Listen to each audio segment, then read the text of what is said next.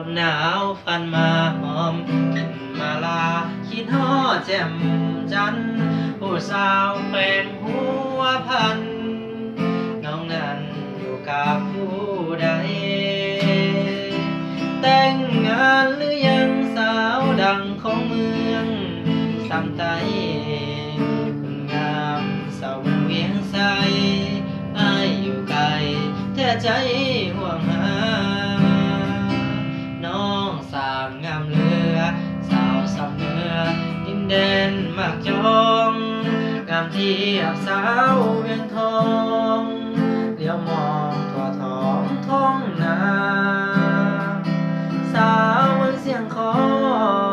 ให้รออายก่อนเถิดนาอย่าพาวแต่งงานเด้อลาเมืองเงียบคนตาสาวสามนี้เอ่ยสาวเมืองหัวเมืองอย่าเอื้อมเด้อสาวคำลาสงกรานต์มือบุญเดือนหน้าสองน้องมาเที่ยวตาสะเลย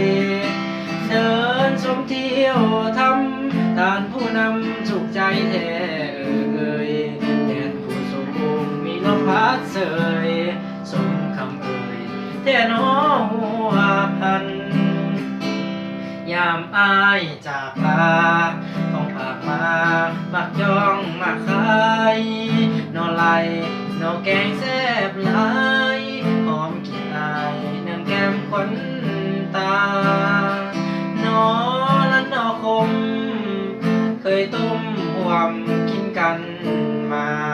สาวงามอยู่ใต้ลมพาใส่จะมาเทียบสาว